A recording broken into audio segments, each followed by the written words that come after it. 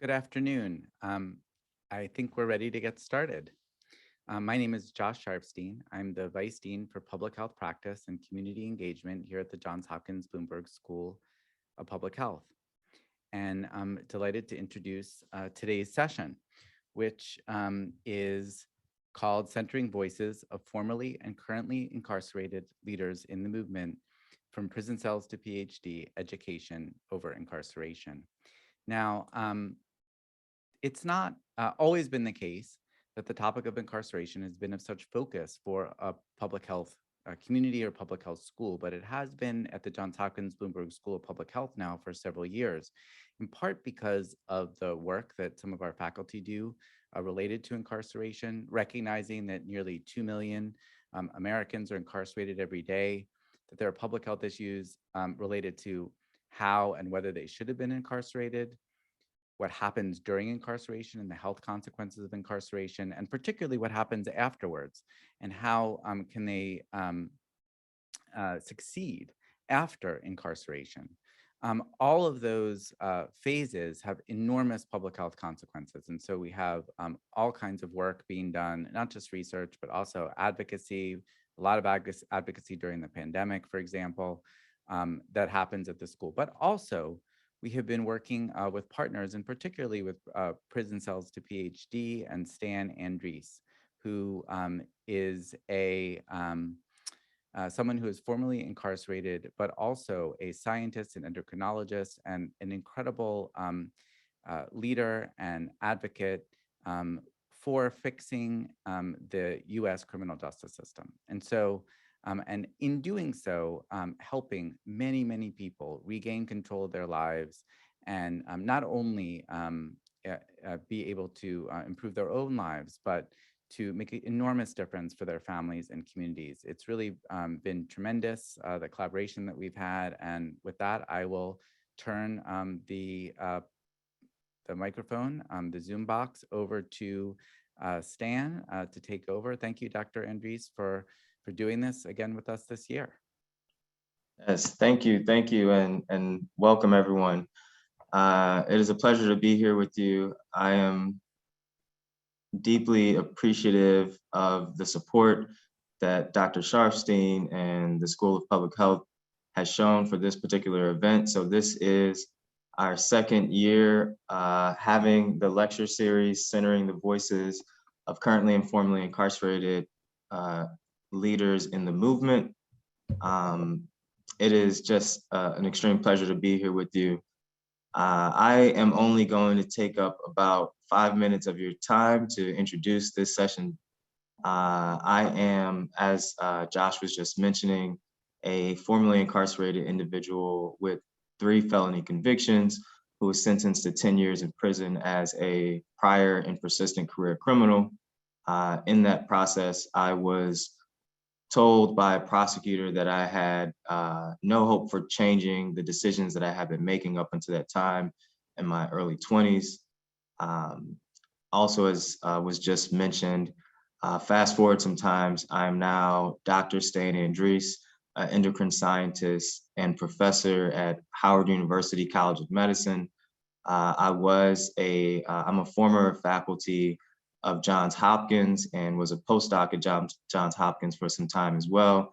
So Hopkins is family to me. It's still a part of the work that I do, both academically and in terms of this work here. I'm also a visiting professor at Georgetown Medicine and Imperial College London. So I didn't quite live up to the expectations and prophecy that this prosecutor had bestowed upon me those many years ago. I'm originally from the Ferguson, Missouri area. I got involved in making poor decisions at a pretty young age, got involved in selling drugs at a really young age, arrested for the first time at 14, and continued to move myself deeper into the criminal legal system with the poor decisions that I was making to that point of sitting in that courtroom in my early 20s, looking at 20 years to life in prison. But as I mentioned, fast forward some time and things played out very different than what generally plays out for individuals that go through our criminal legal system. And in that process of navigating different roadblocks and challenges, I founded an organization called Prison to Professionals, or also from prison cells to PhD. And we really, on the direct services side of things, focus on supporting individuals as they try to put their lives back together during incarceration and as they're returning from incarceration. But in doing the direct service work, we know that we can't only do that. We really have to be approaching the situation at a policy and more system level approach. And this work here that we've connected with the Bloomberg School of Public Health is part of that effort. We really believe that we need to be at the table and our voices need to be heard. So this effort here is just that opportunity. And as I was mentioning, I'm deeply appreciative and grateful that Hopkins and Dr. Sharfstein and Lynn Rubenstein, who is another individual at Hopkins that helped make this event possible, really believes as well in elevating the voices of those directly impacted. So we have, just as last year, we had a really incredible series last year. Last year, we had over 1,000 registrants over the course of the 3 lectures that we had, and about somewhere near about 500 between 500 attendees throughout the 3 lectures. So we really engaged, and people, I would say, we had a feedback survey, which I'll also be dropping that feedback survey later in the day today and asking for feedback. But the feedback from last year was, everyone was just incredibly moved by the conversation and ready to take action. And we hope that that is similarly the case for this year. We have an incredible lineup of speakers and topics that we'll be discussing. This year, we have 2 lectures. Soon, I will be dropping in the chat the booklet to this series, and you can go through and learn a little bit more about each of the speakers and learn how we also have their contact information if you're interested in getting in contact with them, and you can learn a little bit about the 2 sessions that we'll have. So today, the session title topic is Education Justice, and the title is Education Over Incarceration. So you'll be hearing from a panel of directly impacted individuals of how education was impactful in their journeys and some of the topics that they're passionate about in terms of what they're working on.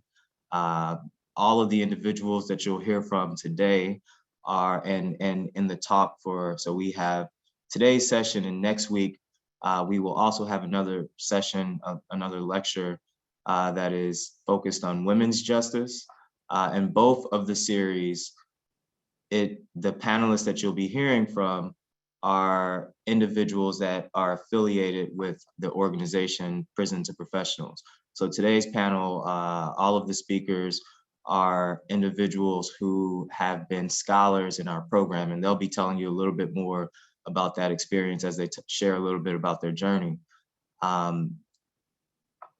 We really need we need you to help us in this effort as we are fighting towards change. We understand that there needs to be partnerships like this where formerly incarcerated leaders are partnering with academic leaders and students and faculty to help push these efforts. So we're just very excited to have you here. A few pointers to help you go through the booklet.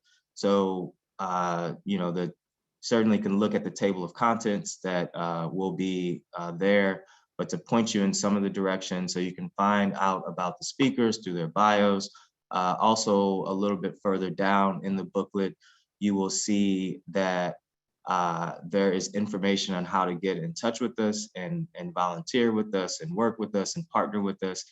We'll also be dropping those links throughout the talk. And there's a section on language. We encourage you to take a look at that in terms of language that is that we'd like to guide our conversation. With that, I will begin the process of introducing a few of our speakers, and just encourage you to drop questions in the Q&A box.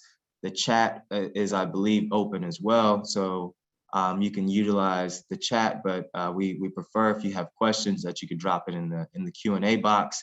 We will have an opportunity to answer those questions once the speakers are done and a little bit later in the session. So with that, I would like to open the floor to our first speaker. And I won't be giving much of an introduction because you'll hear all about his incredible journey as he shares that with you. Our first speaker that you'll be hearing from today is Daniel Bowman. Daniel is a program coordinator and our volunteer manager for Prisons and Professionals. And he will be telling you a little bit about the incredible work that he's doing and his journey to where he is today. Daniel, if you wouldn't mind joining us, and the floor is yours. Absolutely. Thank you, Dr. Andres, and greetings. Thanks to everyone for having me, especially during National Public Health Week. My name is Daniel Bowman. I'm currently an MPH candidate and serving as the volunteer management coordinator. And most importantly, I'm a P2P cohort graduate. And of all the things that I am that make me Daniel Bowman, the one that I don't normally lead with is that I am formerly incarcerated. And so one of the things I want to do is I want to walk you through an exercise I propose to new members of the reentry space. If you use a certain tech platform, either you're all in on Android, maybe Apple or Windows, find a device you're not familiar with, maybe Linux, and try to apply to a community college or navigate the registration for SNAP benefits or go through the Medicaid enrollment process. Because if you don't have access to another device or you find it incredibly confusing or difficult to use something you're not familiar with, consider that this is the reality for people that are releasing from incarceration every single day. And so I want to highlight a lot of the insight and potential that individuals with lived experience bring to the table and why a lot of the work that P2P does is so important. Prisons and jails are their own ecosystem. There's a model UN of sorts inside, a government with its own parliamentary procedures and languages. There's an overpriced official market and an even pricier underground market. And unfortunately, it is all regulated primarily through violence. So if you're of the belief that sending folks away to get clean is an effective intervention for substance use, it might be anecdotal from my own experience, but I can tell you that whatever you want can be gotten in about 3 days. That was about the turnaround time at the facility I was at. And it's not some sort of suspended animation with people just sitting around all day. The FBI reports that nearly 750,000 people are released yearly from these environments, and they return to their communities. And it's important to note that many participated in formal job training while they were inside. Others then took jobs for pennies on the hour, some of them incredibly dangerous, like the California wildland firefighters. And then others taught themselves a craft and became amazing at it, kind of like the unofficial barbers that were on our pod or on the blocks. So according to the US Department of Justice, 2/3 of those individuals who are currently incarcerated or released will be rearrested within 3 years. The Bureau of Justice Statistics identified the leading determinant for that was poverty, the same determinant that we run into with public health, poor public health issues. So a motivated and trainable population of people who live across the street from us, who attend religious services with us, or are in the child drop-off line at the school, are unable to adequately provide because of their background. And so we as a society extend that social exclusion that prison was meant to serve, but then we feign surprise at recidivism rates that are so high. And so one of the things that I call for, especially with the academic community, is the inclusivity of formerly incarcerated or justice impacted individuals. So a little bit about my own journey. When I came home, I felt radioactive. a lot of the folks that were living outside of my home or not, directly related to me that I thought would be there, kept their distance. So definitely felt that stigmatization. And I became paranoid of anyone who kind of showed any sort of kindness or interest, in fear that they were just trying to get a story or the scoop. A lot of that also carried over into my own family where, as my children started to play with the neighbor children, we were always worried, oh, well, will our kids ever be able to enjoy having their friends stay over, because will other parents trust us? And so as I started my own educational journey, I was expected to stay invisible and not discuss background. My schools were very clear on that. It was essentially don't ask, don't tell. There were no support services like P2P or Project Rebound that exist in other schools. And so I reached out onto the internet and connected with the FICGN, or formerly Incarcerated College Graduates Network, because I thought surely there's going to be someone else like me who is trying to go to school after what's happened. And they were so kind as to introduce me to Dr. Andres and the P2P program. And from there, I guess my academic career snowballed. P2P connected me with a tutor and a mentor. My mentor being Kelsey Becklin. She said I could drop her name and she will be speaking in another session. But they were the first people that I interacted with who treated me like a student or a peer. They understood my academic pursuit. They helped me with my GRE. They were willing to put in some effort to help me understand what I was doing as I was trying to apply to graduate schools. And so their encouragement led me to connecting with a professor at my own institution who took me on as an unofficial undergraduate trainee, which then led to being sent to a conference where I connected with an MPH program coordinator who is specifically recruiting individuals with marginalized identities to expand the public health workforce for individuals that come from the communities that they'll be serving. And so the importance of establishing these webs of support for people coming home and their families is huge, because without the support that I received from just, volunteers with P2P, I would not have known how to navigate, or it would have taken me a significantly longer amount of time to get to where I'm going. So, when we're talking about supporting individuals, we talk about early childhood development, exceptional individuals, and even demobilizing military members from deployments, and how important it is to practice inclusion because it promotes peer modeling, which helps develop social and friendship skills, individual and self-respect for others, and then reducing isolation, which I found myself in, which, that isolation can lead to further issues, including, the risk of suicide or self-harm, which we see in, formerly deployed military personnel. And so, I would the ask here would be being receptive to having directly impacted individuals in your lab or class, and then consider that even if an individual wasn't necessarily incarcerated, maybe it was their family member, a loved one, somebody very important to them, that individual was also serving that sentence right along with the person. They were separated from their family member and had to grow up without them. And then consider their input. As we're doing our work, even when community-based participatory research isn't part of our research design, we potentially have team members on our, in our lab who have this entire base of knowledge and lived experience that we can draw from. And most likely they're very willing to share it. That's why they're in that space. They're wanting to do this work too. And so, partnering with organizations that advocate or provide guidance and direct service or assistance is huge. It could be programs like P2P that work directly with formerly incarcerated community, or even organizations that provide wraparound services. The majority of our scholars who come to us are facing food and housing insecurity, access to healthcare, transportation. I guess it's no surprise that the social and structural determinants that lead to poor health outcomes are also the same ones that lead to conflict with the justice system. And so, I can't stress enough how important that support network has been for me in my own academic career and now in my own professional career as that continues to grow. Thank you, Dr. Andres.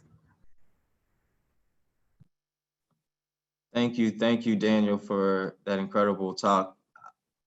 And so I encourage you to, our audience, to drop questions in the chat if you have any for our speakers. We've set this up as kind of P2P talks. So it's a TED Talk format.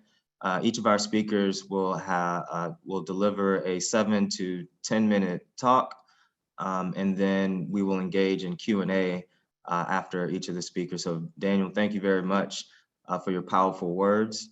And so we will move along the schedule here, and I believe we have Dr. Moore, who is up next. So Dr. Tommy Moore is a past scholar, as I was mentioning, who currently is also working with P2P as our mental health, who runs our mental health session for our program. So I mentioned that we both do, P2P is now in its 5th year of existence, and we work with about 100 individuals per year, currently and formerly incarcerated folks, to help position themselves to gain meaningful employment and access to higher education.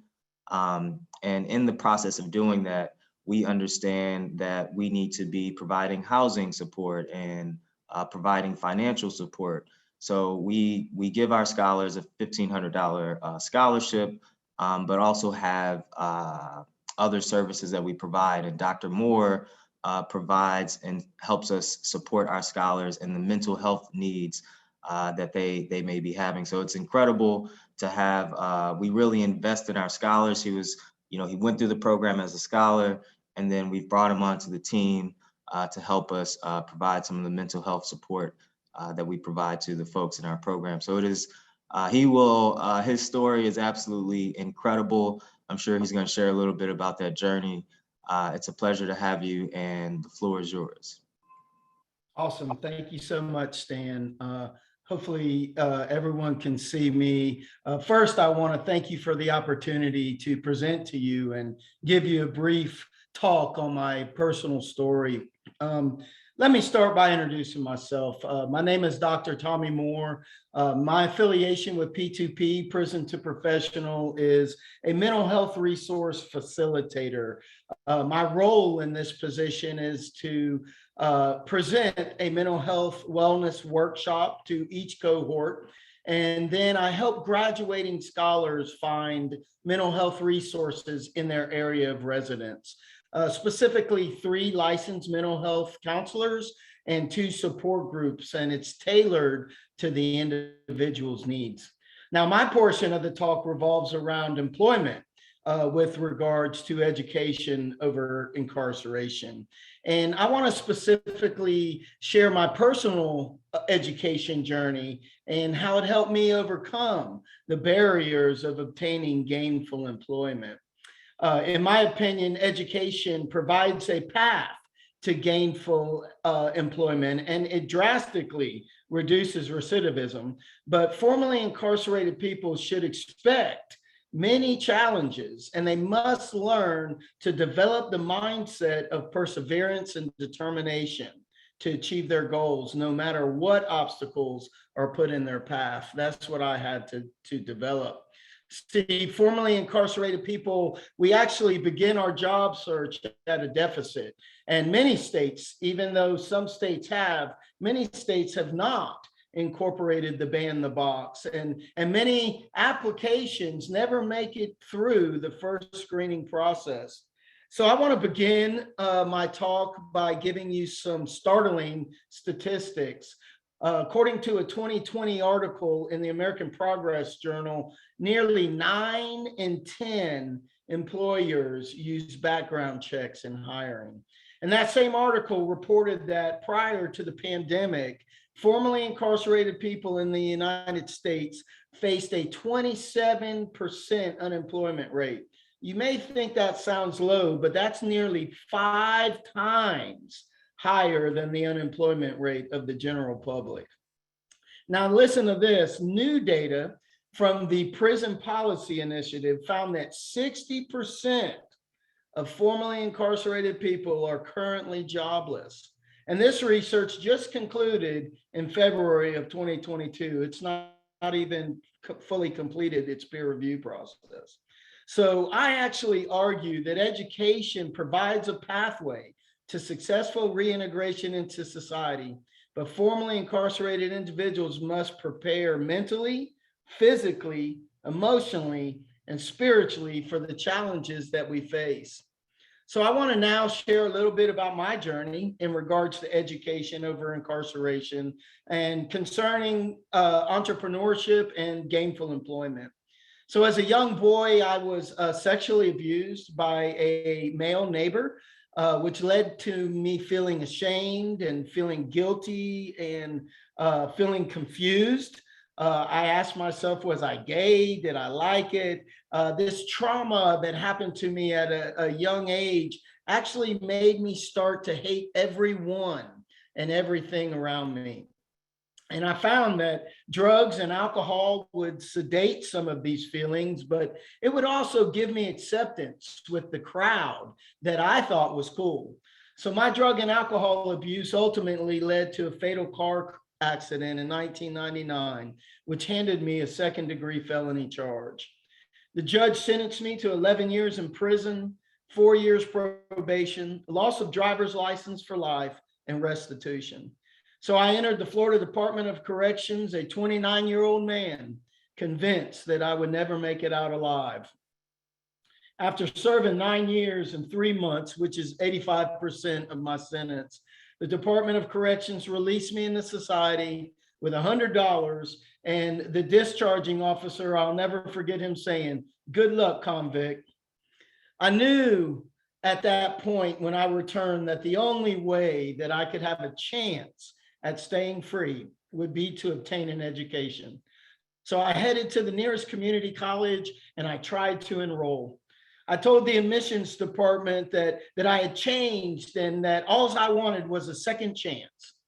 And the academic advisor told me that I would not be admitted and to go back home.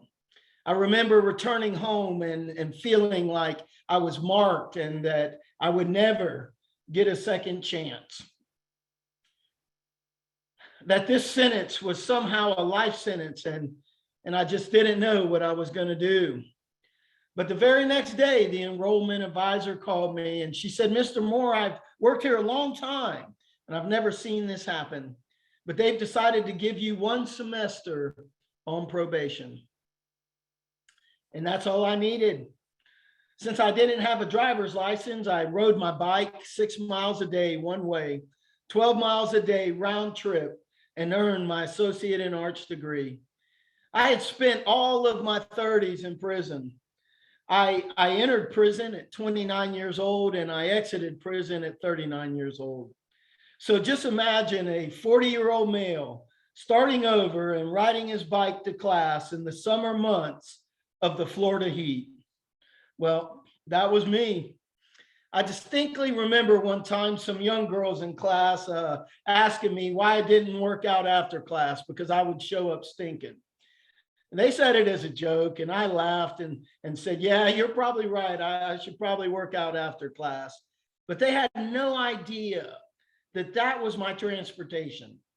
And if I wanted that degree, that's how I had to earn it. Now, after earning my AA, I enrolled in a Direct Connect program at the University of Central Florida, again on probation. The only problem was that the campus was about 60 miles away from my home. It was at this time that I learned a valuable cognitive tool that I use even to this day. When people tell me, or I tell me, I can't, I turn those 2 words into 3. And I asked myself, how can I? I found that a city bus went to the campus.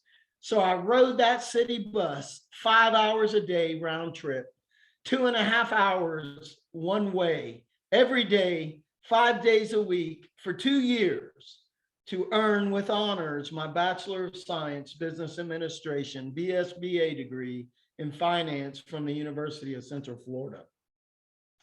There were many times on that bus journey that I would question why I was even doing this and would it even pay off?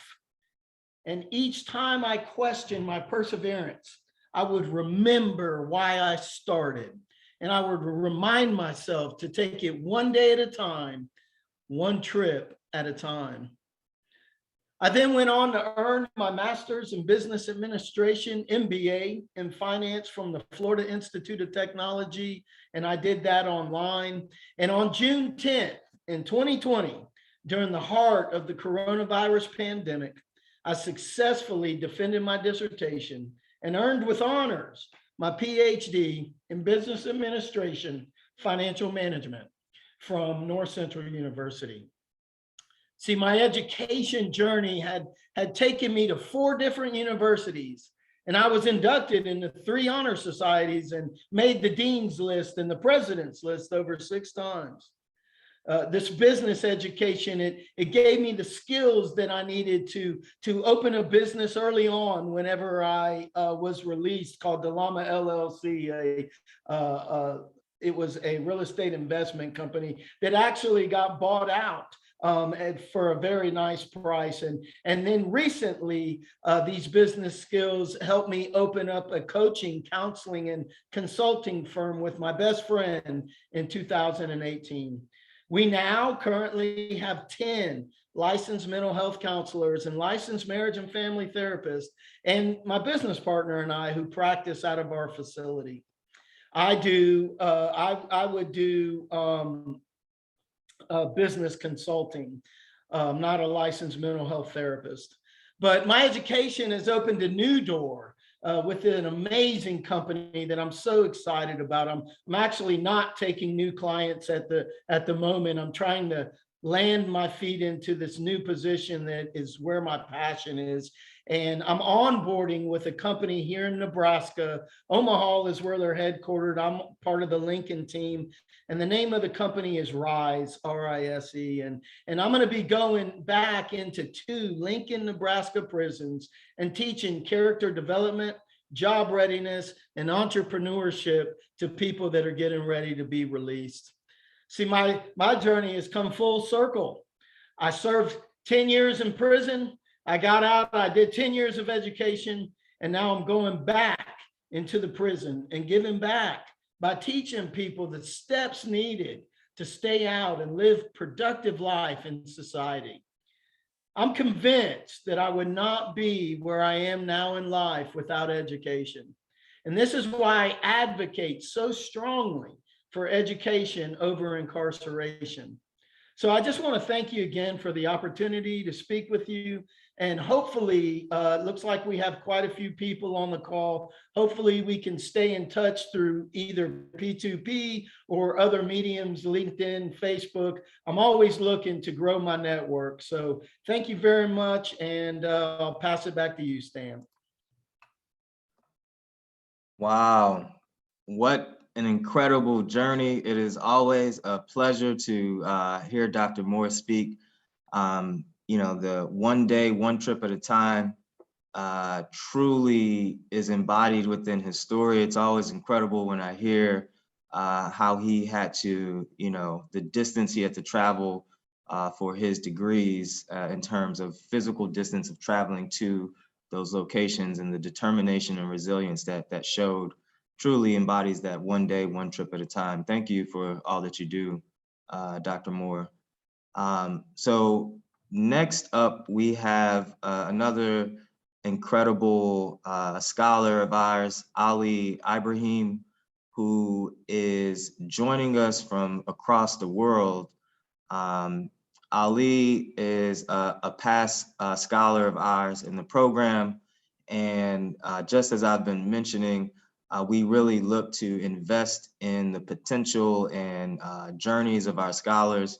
And Ali has taken the opportunity since he completed about a year and a half ago, to continually come back and provide the new scholars support in the form of mentoring. So it's been a great pleasure to see Ali along his journey. And if you wanted to join us on video, if you're available. There we go. And I will pass the floor to you if you are ready to go.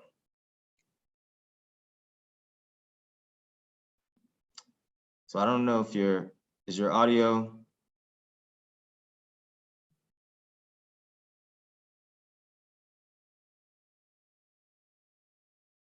You may want to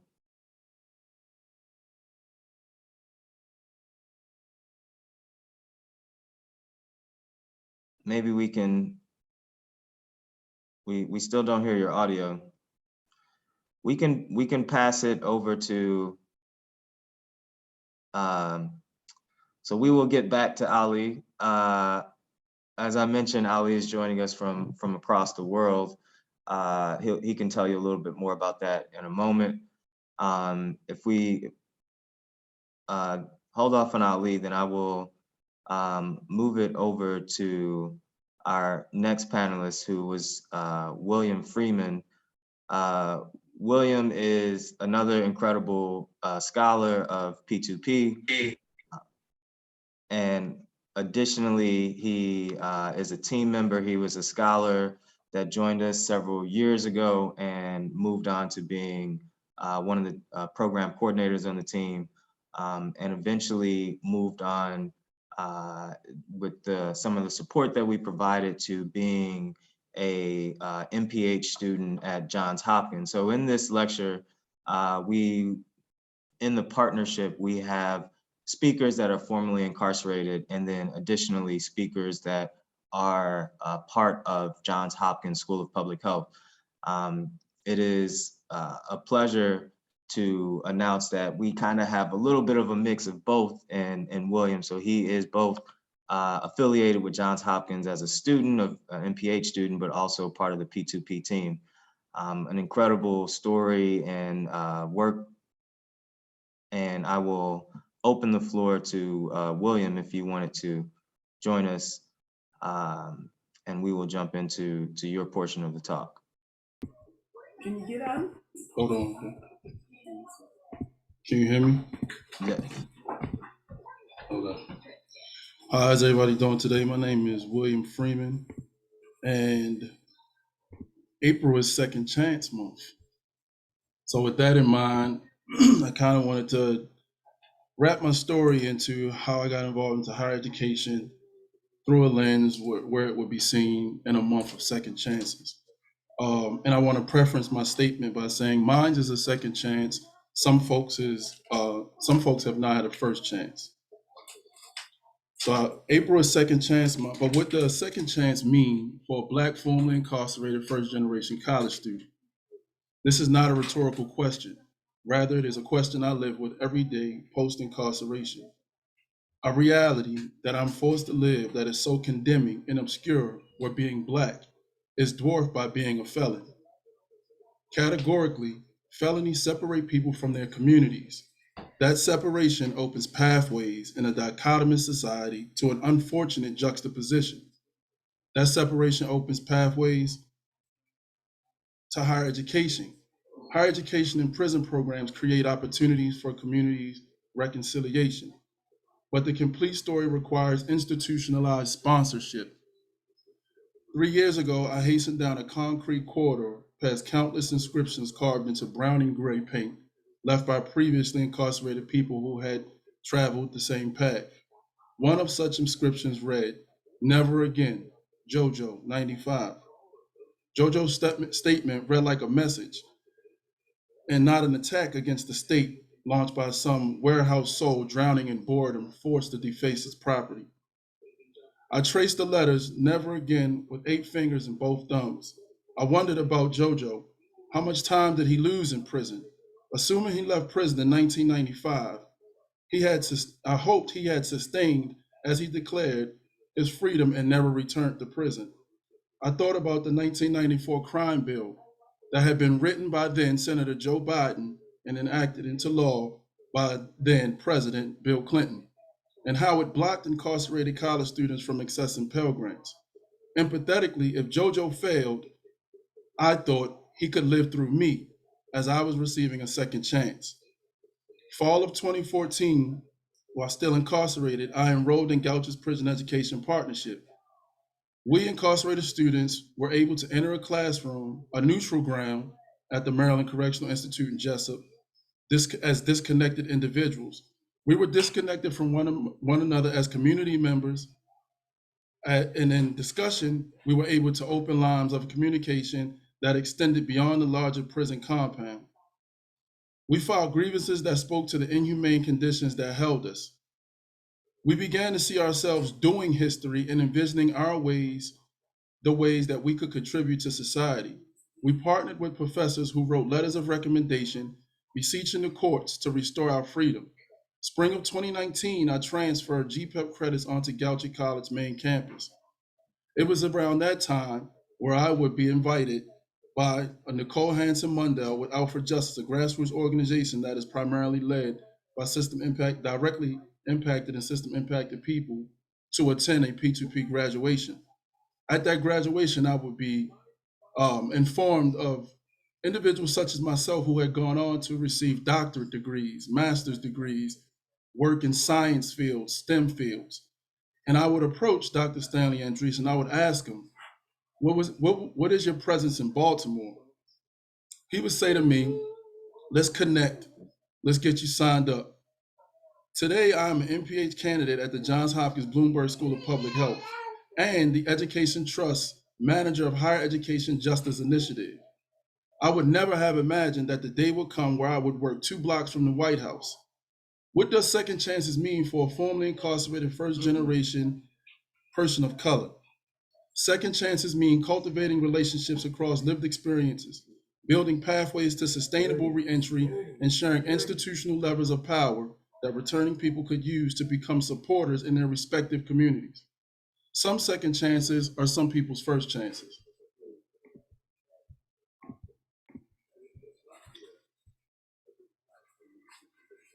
I'll end on that note. All right. Thank you, William. Your story, your journey is incredible. The work that you do, the work that you're working towards is just so needed in this arena of criminal legal system reform. So thank you. We have just one more speaker, and then we're gonna move into the Q&A portion, and I see we have some questions being dropped in the chat. I want to remind you all that we, within our booklet, we have the bios on the speakers, but in addition to that, there's so much more within the booklet. There's a number of resources to learn a little bit more about some of the challenges that are going on. There's resources that show you a little bit more about the work that we're doing at the policy level, both nationally and within Maryland State, and at the state level within a number of different states around the country. And we also we have the opportunity for paid internships with our program, either working on the policy work that we do or within the direct services side of what we do. And we have the explanation and information on how to get involved in that regard. So please utilize the booklet, get in touch with us, and continue to stay engaged in the work that we're doing. So our final speaker, I believe, is ready to go. Ali, I've already given you the intro, so I am just going to go ahead and pass it over to you to jump right in. Thank you, Dr. Andrews. Everyone can hear me now pretty well? Yes. Wonderful. So glad to hear. Thanks for the wonderful introduction, and all my previous speakers before me did such a great job really touching base on everything. It's like I don't even have much to cover here, but I'm very passionate about figuring out how we can continue with the Pell restoration. And I've done some research based on some laws that have been going through Congress recently. So we have some great strides, but I want you to picture this. See, if you weren't able to have any Pell Grants or FAFSA benefits at all throughout your life, that's been most the case in many countries around the world. But we're blessed here in America to have access to such helpful advantages when it comes to school. If you apply and you're meeting these qualifications, I'm sure we're all familiar with, at least most of us have went through this process and have received the benefits from that. But there is a category of individuals since 1994 that haven't been able to get FAFSA help. And that's our incarcerated students that want to achieve better in their lives. And fortunately, when I was going through my prison the punishment system that I went through, starting when I was in juvenile, I've also done 10 years, but it was throughout juvenile, state, and federal punishment facilities. And throughout the entire time, I was only able to have a spattering of college education that I so desperately wanted, because as my fellow brothers and sisters of P2P know, education can change so much in your life and give you a chance to achieve greatness in anything that you put forward. But that's not being extended to those people that are incarcerated right now that wish to change their lives and don't have access to the monetary necessities of the situation. I was able to help a few people out while I was incarcerated. Before I was released this current time, you are able to apply for your Pell Grant once you're about to get released, but within 90 days. And we have such a valuable network here with P2P, and that's what I want to stand on, is more outside people getting involved that really love what education can do in their lives and see a direct connection with how it can change others. And that's what I wanted to instill in the people that I helped while I was in there. And the same thing while I'm out is how much easier it gets with just a little guidance and a network of individuals who are so focused on you changing your life because they've seen such an amazing change in their own lives or their family members. I wanted to touch on some disparities that there are in race and ethnicity in college degree attainment and how it relates to my story. Going through the system, I was able to see less and less of the people around me continue on their education, mainly because of the income disparities and other things that Daniel was talking about. There was so many barriers for him to get into college once he's been released. Imagine how many barriers there are in prison when there's so much red tape besides the ordinary amount that we're used to. So it's all able to be overcome except for the financial burden that's placed on people who are only making pennies on the dollar that we've already discussed. So that's the second thing that I want to call anyone to action that has these motivations to help people readmit themselves to society in a manner that we all want to see positive change in people's lives. But for the people that want to be a part of it, is just to network with these organizations that are intent on changing how people are accepted back into society and becoming a network of becoming part of that network themselves, because we have a lot of brothers and sisters who are formerly incarcerated individuals and who have already changed their lives, and it means so much to have them speak into our lives. But it means a lot as well to have people that have never been in our situation before but welcome us with open arms. So I would just ask anybody to get involved with the program and stay long term. I'm also involved in another program, PEP, Prison Entrepreneurship Program, that goes inside the prison. So if you want to contact with them or with me, we can definitely get you in some organization that you really feel a part of and making some great change in your life, in other people's lives, but it's yours as well. You learn so much having contact with people that have had shared experiences or different ones completely than yours. And thanks for your time on letting me speak, and I'll pass it back to Dr. Andres. All right, thank you, Ali. I don't know if you shared where your calling is from. No, sir, but you did. I'm calling in from the Philippines. I'm in San Miguel, Bulacan. Sorry about those audio issues. I was still trying to get it figured out. There's a giant storm that's been hitting us for 2 days. We have straight rain for days at a time. So I'm blessed to have a virtual meeting where I can call in from across the world and be a part of this. What time is it over there? It is midnight 30, 12:49, somewhere around there. Yeah.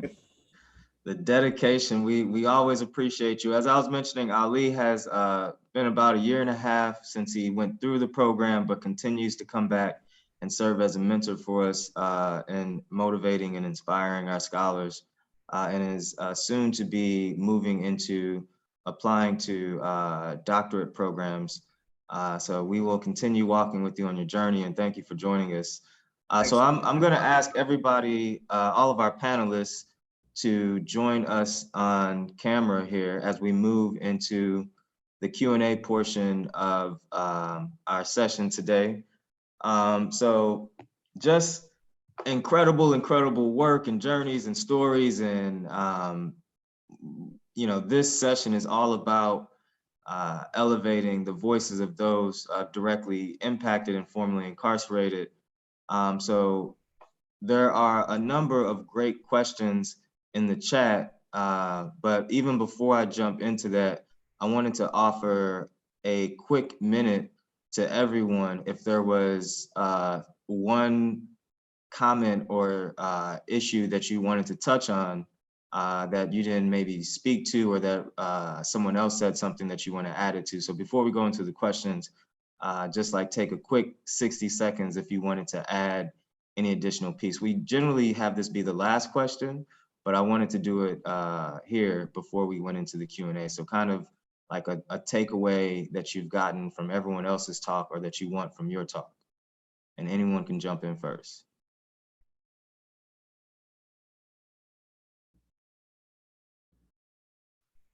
I could jump in there, Dr. Andres. This is Daniel. One of the things I saw in the chats was, you know, someone had mentioned that Tommy's story was a 1 in a million story. And I think one of the things that I want people to take away from everything is that these stories or this success is 1 in a million only because of the barriers that Ali was talking about are in place. I mean, some of them, the smartest folks I knew, I met inside. You know, some of the smartest folks that I'm meeting now on the outside have been inside. And so the only thing that's holding them back are the barriers that are preventing them from moving forward. And so I think that's something important to take away, is that we shouldn't be a 1 in a million success story. You know, this is a lot more common than you think. It's just that there are things that are preventing others from moving forward to be on these calls with you folks. Yes, thank you, Daniel.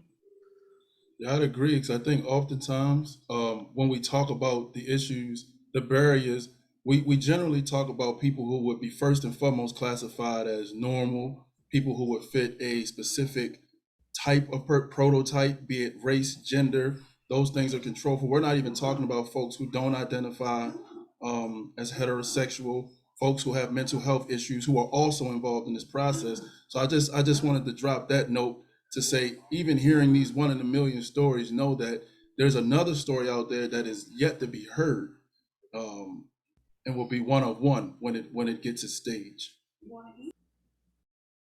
Thank you, William. Yeah, one of the things that I think I'd like to kind of touch on too is the fact that you know, this trauma that we've experienced when we go through prison, it doesn't just leave when we're released. And you know, even I've been out of prison for 10 years now, and I'm going to be re-entering into the prison, and I don't even know really how I feel about that. I think that a lot of people hear our stories and they think, you know, wow, what a great success story. But the truth of the matter is that there's still struggle. Even 21 years later, after the incident, I still struggle. And fortunately, I'm embraced by a wonderful organization and a wonderful connection with P2P, as well as with my new organization here that I'm full-time with, Rise. I think it's so important that we pay attention, that we acknowledge as well that there's still struggle, and it's not just a fairy tale, you know, great accomplishment and you're successful, and like there's still a struggle day to day because of the trauma that we've experienced. Thank you. Thank you. Ali, did you want to add anything? If not, we could move on to some of the questions, but you have the opportunity. Yeah, I was thinking about there was a K through 12 education, if we have tackled anything about that. And I just wanted to speak on how the justice system, the punishment system comes right in with a scared straight process that I know the government has a lot to do with it. But at P2P and PEP, we're focused on the actual prisoners, the incarcerated folks in the facilities themselves right now and their release. So, I mean, we would love to be open to hear some thoughts and ideas from everyone else as well. But we have our focus generally there to where we're already aware of the person that's incarcerated, and then in PEP we go into the punishment system, the prison systems, and really find the people themselves. In P2P, we connect with them on the outside as well. So I mean, we don't really have a situated plan to attack those who haven't, or I shouldn't say attack, to help those who haven't committed a crime yet, but it's definitely an option on us to figure that out. Myself, as prior juvenile, my experience had been, once you make the mistake, you're already placed right there with a F on your back. You know, you have an X or scarlet letter A, and then that's the point that we're trying to help people recoup from. So right, yeah, and so to our audience, we are going until 1:15 Eastern time. So we have about 15 minutes of Q&A if you are able to continue joining us.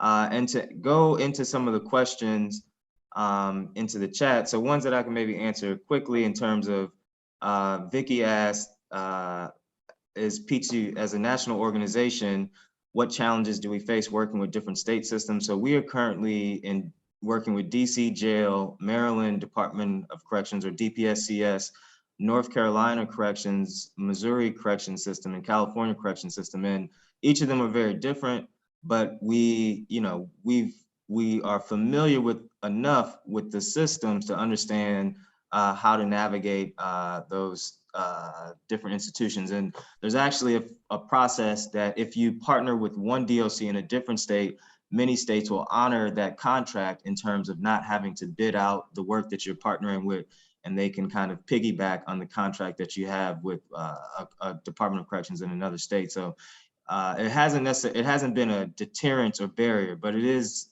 something that is, maybe considered a challenge. One of the other questions is how can that I'm going to open to the group. How can the justice system find a balance between offering support for currently incarcerated persons and treating them like human beings that deserve a second chance, and creating a culture within prisons that makes anyone want to not want to go back? So anyone want to speak to the what that question says to me is, how do we address the dehumanization aspect of what prison and the punishment system is? If I could, I'd jump in on it. So I know right now, currently in Maryland, when correctional officers go through training, they are showed a videotape of attacks against officers and other incarcerated people, violent attacks against people across the nation. Some of these attacks have happened 20 years ago, and they're the most horrendous acts you could ever see.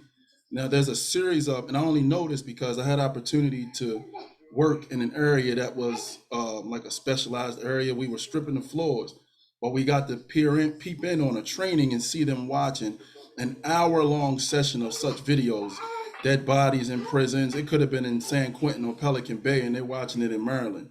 So they were creating a culture where correctional officers were entering the space scared and seeing us as violent animals, right? Coupled with that, they would take individuals who were on the compound, the specific compound, which should be illegal, but they do it because you can run a criminal background check and see people's backgrounds, especially in prison. There's no over protection. They were sharing people's criminal stories that were in the prison, so that people could see those people who had become pillars in prison and were stopping violence and were educating other incarcerated people who were going home in shorter times. They would tell their story so that those people wouldn't be seen as humans. So to your point, I think to the question, it starts first with dismantling that culture of training individuals who are going to do the job, that while individuals are not to be taken as your brethren or your sisters, right? They are very much people. They could do just the same amount of violence they could do to you, you could do to them, because I've witnessed that as well. Officers handcuff individuals and jump on people in two and numbers greater than two. From pepper spray to dogs, to sticks, solitary confinement for years on end, no mail, no visits, no clothes, walking individuals across compounds, handcuffed and shackled at the feet, bare and nude, right? So those attacks, they are officers on people who are incarcerated.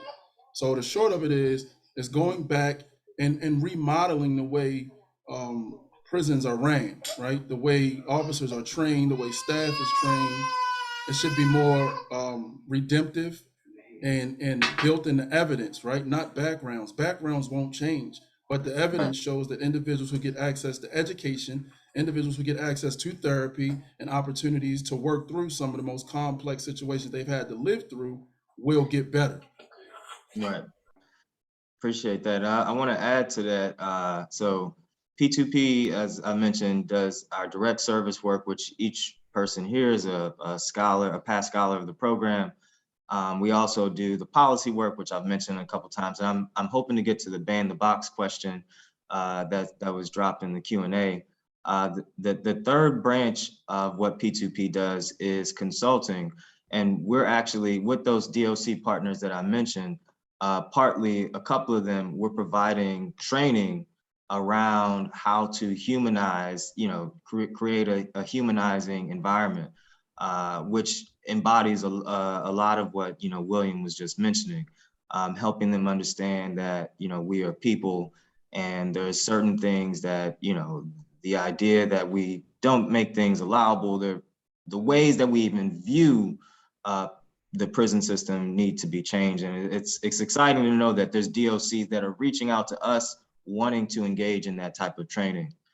So I want to move to one of the, Ali, did you want to speak to that, or is it okay if I move to another question? Or Go ahead and move to another. okay. So there was 2 questions in the chat in regard to ban the box. And I'm happy to jump in on this as well, but I will open it up to you all first. And the question essentially is asking about the effectiveness of ban the box policies, and asked by Jacqueline and Bakari. And Jacqueline mentioned that in Connecticut, we have ban the box, but it truly is not effective, as discrimination happens when Googled or background check happens. But one good thing about it is that it at least gets the justice impacted person in front of the employer. So does anyone want to speak to ban the box on, so to the audience, ban the box is removing the criminal conviction question from applications. So P2P works both to, we've been working statewide across the country, or in different states across the country, to help remove the question from college applications, but also employment applications and housing applications. The question was geared towards employment. Daniel, do you want to jump in? I'll start with higher education, only because we have data on that, since that's the field that we're working in, but it has been incredibly successful within higher education in helping get folks into schools. We saw that even with community colleges that, for the most part, didn't ask the question to begin with. In employment, it's a little bit more of a mixed bag. I think that if an employer is prone, or their company culture is accepting of discrimination, then they're going to find a way to work around that ban the box question anyway. Even though the question's not there, they will find a way to exclude individuals that they don't want. So I think it's more of a culture question But I have not seen the data on, the success rates within states that have banned the box. I do know that there are some localities, Indiana being one of them, that has banned the box in government applications, and that has been pretty successful in getting folks jobs within state and local governments. But again, I think that comes with the culture of the state trying, taking an active part in hiring formerly incarcerated individuals. Thank you, Daniel. And William, you just dropped something powerful in the chat that speaks to it. I don't know if you want to actually speak it in words or. Well, I was letting the mic go for any other of the panelists. Tommy's sitting there looking all dapper. You want to jump in on this one, Tommy, or? Well, William knows how to call me out, doesn't he? I was just kicking back, enjoying the conversation. But yeah, I think I agree with Dr. Andres in that banning the box is absolutely effective because it at least puts the face before the employer, where from what I'm told, a lot of the applications that are not banned the box are already filtered in such a way that if this box is checked, then it never even makes it to the next step. So you may not even ever see a real set of eyes, may not even ever be upon your resume, just because the computer algorithm has already disqualified you because of the check the box filter. So I think even if nothing else, it gives you a chance to see someone face to face and plead your case and disclose your evidence. And does it work all the time? Absolutely not. But it's definitely a better chance than being eliminated by a computer algorithm. Thank you. So we have about 7 minutes left, and I see there's still some folks hanging with us. We appreciate you. I want to take the opportunity to mention to check out our booklet, to take the survey that's in the booklet. We'll be dropping that in the chat here shortly. Also to learn a little bit more about the work that we're doing and resources that are within the booklet. We will be back at this same time in 1 week. So also join us next week for our topic that is dignity for women, incarcerated women and girls. So I want to jump to Rebecca's question before we close out. I had the pleasure of attending and going to speak at the correctional facility that Rebecca works at. So thank you for joining and for asking your question. So she asked that she's watching this, which is incredible. I just might note that I'm just applaud the work that she does. She apparently has a group of incarcerated individuals watching this session here. So thank you for joining us and letting them see this session. This is about them. This is part, what we do is to support work that for individuals that you work with, currently incarcerated folks. So thank you. Her question was, one person had asked, what helps keep you motivated and moving forward, even with the obstacles, both mental and societal? And that is open to anyone on the panel. So what keeps you motivated is one of our incarcerated viewers is asking that question.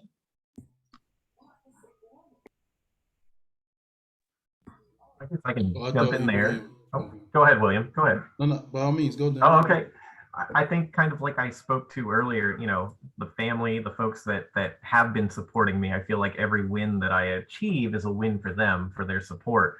But then knowing that there's others out there that are like me, there's other people out here, just being in a space with William and Tommy, and next week you'll meet Kelsey and a bunch of other folks, Judith, just being in that space and knowing that I'm not alone. They're doing it too, and they're facing completely different challenges than I'm facing. We're not a monolith. All of us have absolutely different challenges we're facing.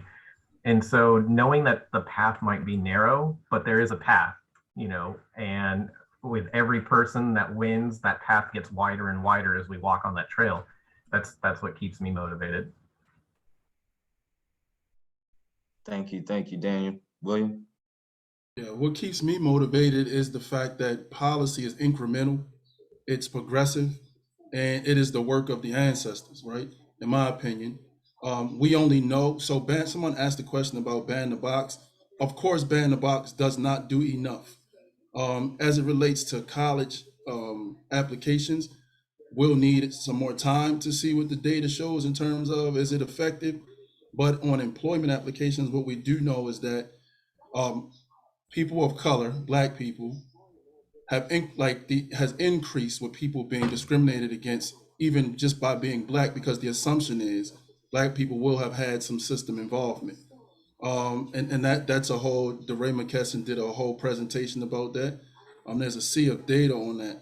But what I mean to say is, because it's incremental and it depends, it relies on us to pick up the torch where pieces have been laid.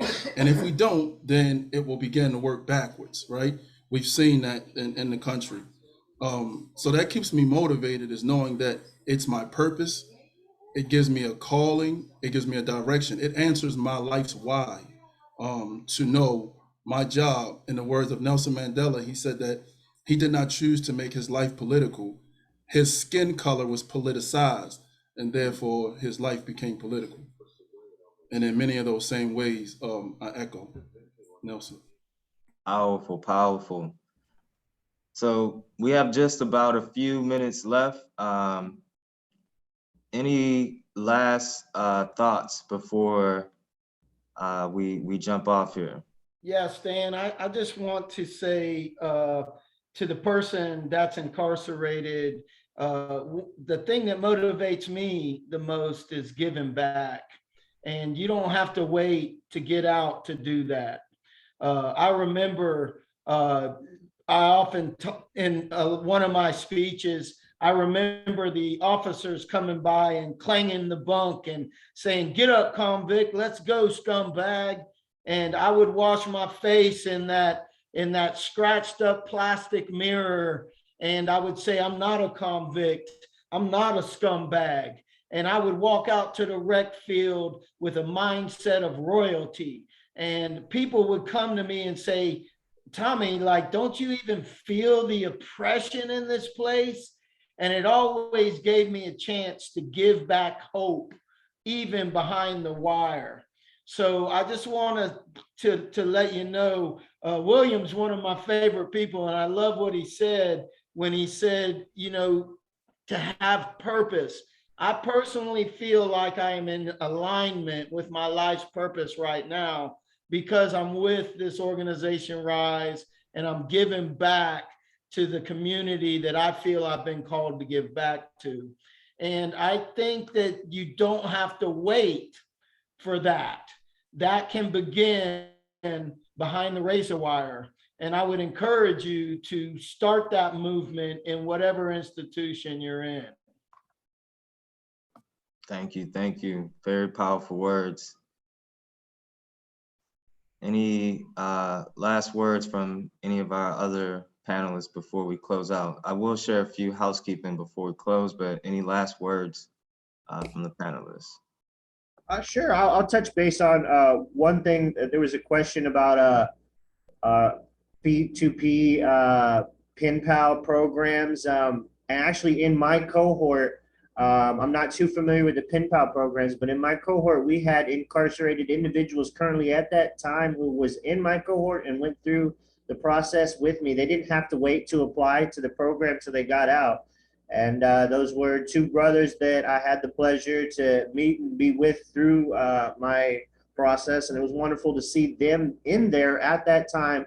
You know, every time we had class or every time we had anything to do, they were there ready to go. And it was just an inspiration. And that was one of my things too, was seeing others when I was in that situation had already been past the storm and been able to see that life does relatively go back to normal. If you work hard and you're dedicated, eventually you do get a car. You don't have to bike or ride the bus anymore. Eventually stuff starts falling into place, and just keep focused on that near future that's going to become real with hard work, dedication, and a network of individuals around you to help.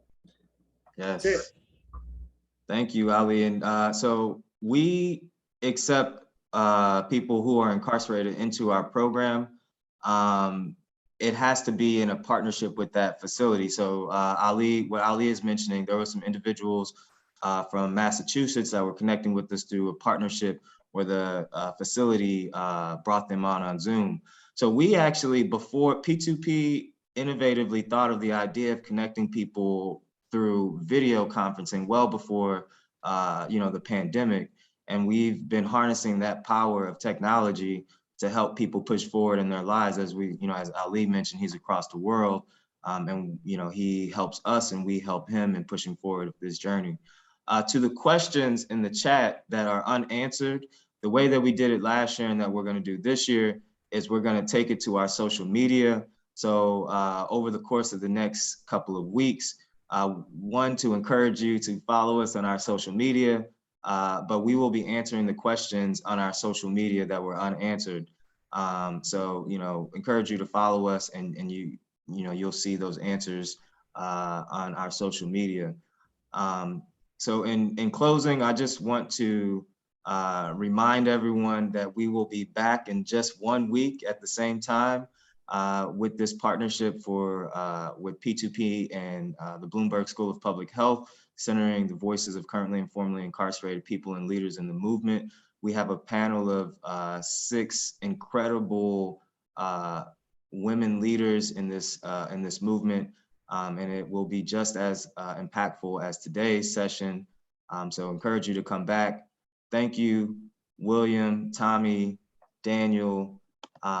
We really love what you do. Ali, sorry, man, you were off my screen. All right, buddy.